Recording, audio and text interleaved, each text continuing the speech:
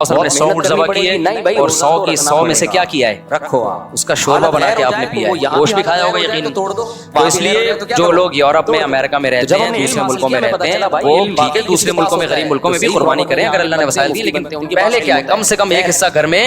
ہونا چاہیے، اس کا گوشت گھر میں آنا چاہیے، اس کو کھانا چاہیے۔ سمجھتے ہو تاکہ مسلمانوں کا یہ تہوار زندہ بھی رہے، ابراہیم علیہ السلام کی قربانی کی سنت بھی زندہ رہے۔ بالکل بقرعید کا پتہ ہی نہیں چلتا بعض ملکوں میں، کہتے ہیں ایکچولی بقرعید آئی ہے تو ایکچولی ہم نے فون کر دیا ہے غسل کا کہ وہ وہاں کرتے ہیں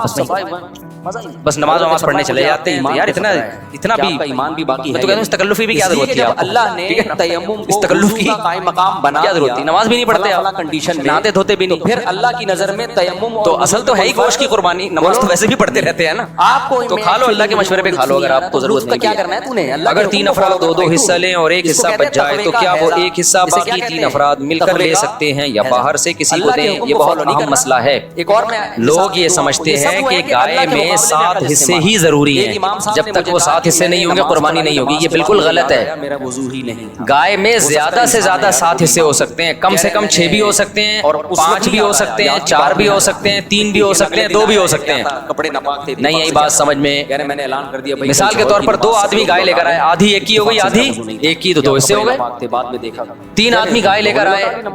1/3 ایک کی، 1/3 ایک کی، 1/3 اب یہ نہیں کہ یہ 1/3 میں آگے منہ والا حصہ تمہارا بیچ والا، پوری گائے میں 1/3 نماز قضا ہو گئی۔ اب تو ظاہر ہے قضا ہی پڑی۔ 4 آدمی گائے لے کر آئے، آپ کی غفلت سے امام یہ ایک آدمی لے کر آیا، 3 آدمیوں کو حصے بیچ دیے اس نے، ٹوٹل 4 برابر حصے کر دیے۔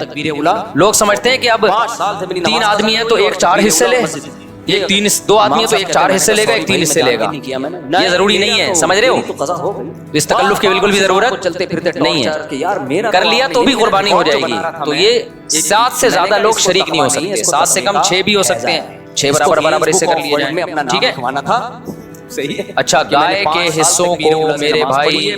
خوب سمجھ لو، گائے یا اونٹ میں جب 7 لوگ یا 4 لوگ یا 3 لوگ شریک ہوئے تو جتنے بھی شریک ہوں گے اللہ کی رضا تو خوب سمجھ لیں غلطی ہو گئی، گائے کے 7 حصے جو کیے جائیں گے یا 3 یا 4 حصے وہ تول کے کرنا ضروری ہے، اندازے سے کرنا جائز نہیں ہے، چاہے سارے راضی بھی ہوں، کیونکہ گوشت سودی اموال میں سے ہے، ایک بوٹی بھی زیادہ چلی گئی تو وہ سود کے حکم میں ہوگی، شریعت سے آگے جا رہا ہے کہ نہیں یار؟ کیونکہ جب ہم حصے تقسیم کر رہے ہوتے ہیں تو اصل میں بیع و شراء کا عمل ہو رہا ہوتا ہے، خرید و فروخت کا، کہ آپ کے حصے کا جو گوشت ہے وہ میں نے خریدا، اس گوشت کے بدلے میں جو میرے پاس ہے وہ میں نے آپ کو بیچا۔ مصروفیت میں بات، تو گوشت کے بدلے میں جب گوشت بکتا ہے تو وزن میں تول ضروری ہے، ذرا سا بھی زیادہ ہو گیا تو وہ کیا ہے؟ ربا سود ہے۔ میری تکبیر اولا فوت نہیں ہوگی اب، جب وہ سود اس میں شامل ہوگا تو وہ سب کے لیے ناجائز ہو جائے گا، لہذا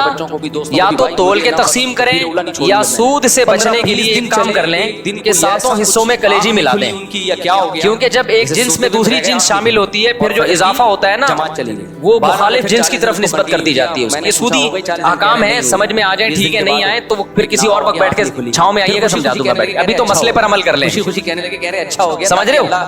ہمیں پتا چلے ہماری، تو آپ نے کیا کرنا ہے اتنا اچھا لگا کہ جب گائے کٹے گی ذبح ہوگی تو 7 حصوں میں ڈیوائیڈ کیا، اس کو 7 میں تھوڑی تھوڑی کلیجی رکھ دی، کہہ رہے ثواب تو سمجھتے ہو؟ اور کلیجی کے بھی 7 حصے کیے شروع میں، 7 میں تھوڑا تھوڑا گوشت بھی رکھ دیا تاکہ کلیجی میں بھی سود کا حکم نہ ہو اور گوشت میں بھی سود کا حکم نہ ہو۔ پورا مل گیا۔ مخالف جنس جب آتی ہے نا تو اس کی مثال ایسے جیسے 10 روپے کے بدلے آپ نے 9 روپے خریدے تو ناجائز ہو گیا نا، لیکن 9 روپے کے ساتھ ایک ماچس کی ڈبی ملا لو گے آپ، پردہ کرے تو مخالف جنس جب ملاؤ گے تو ادھر جب 1 روپیہ زیادہ ہوا وہ اس ماچس کے مقابلے میں ہو جائے گا، نہیں کرو آپ کو، تو ادھر اگر گوشت زیادہ ہو گیا تو کلیجی کے مقابلے میں ہو جائے گا، ادھر کلیجی زیادہ ہو گئی تو گوشت کے مقابلے میں ہو جائے گی، تو سود سے بچنے کے لیے یہ جائز طریقہ ہو جائے گا۔ جب ہے ہیلے کی 2 قسمیں، ایک ہیلا وہ جو حرام اللہ کی طرف جانے کے لیے ہوتا ہے، ایک ہیلا وہ ہوتا ہے جو سود سے بچنے کے لیے ہوتا ہے، تو یہ ہیلا جائز ہیلا ہے۔ آج کل بعض اسکالرز ایسے آگے کہ ہیلے اسلام میں جائز نہیں، تو ہیلا